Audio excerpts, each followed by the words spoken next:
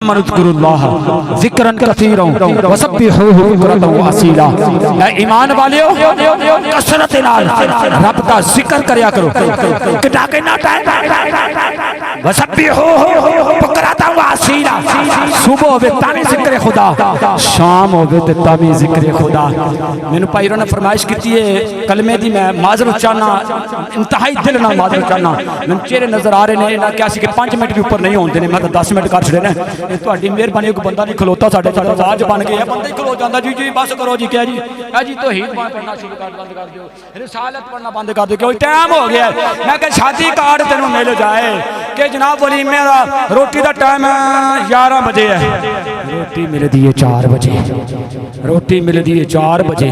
Eid card पर लिखे आए 1 बजे मिलनी, ईद कार्ड पर लिखे आए और शादी कार्ड पर लिखे आए कि 12 बजे बजनी मिलेगी, या जड़ा जड़ा अपना इलाके का रिवाज होता है। सॉरी मैं वो शादी कार्ड आखना सी ना, शादी कार्ड पर लिखा होता। अच्छा जो वो शादी कार्ड वेख के ना तो दिल में यकीन हो जाता कि जरा ये प्रॉपर तरीके नाल तसलसल दे नाल एक इन्होंने ज़ाबते के तहत एक डिसिपलिन के तहत टाइम लिखे है ना, मेहंदी इन्ने बजे, रोटी इन्ने बजे, सेहराबंदी इन्ने बजे। तो कई बार इतफाक होया है शादी ते गए रोटी 10 बजे लिखी है तो दिन के शामी 4 बजे ने भुखियां सुक जाते हैं। कोई बंदा ये नहीं आखदा ओए चौधरी साहब ये शादी करते के लिखे है 10 बजे तो 4 बजे रोटी दिंदी है।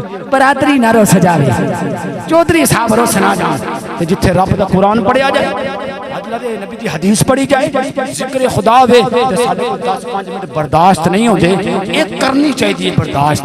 इस वास्ते मैं मादर चाहना कलमे दा फिरक दे मौका मिलिया कि जरूर करा। मौजू में बड़ा तवील लैके आया सा, इन्हें पाबंद किया कि 11:30 दुआ नहीं, मैं बंदे 9 बजे आ ही जाएंगे, मैं 8:30 बजे आ गया सा, ये नहीं पता कि 2 घंटे इंतजार करके आपे आ गए सिस्टम शुरू करा। पर अल्लाह पाक तुम तौफीक अता फरमाए, दुआ करने मेरी थोड़ी हाजिरी कबूल फरमाए।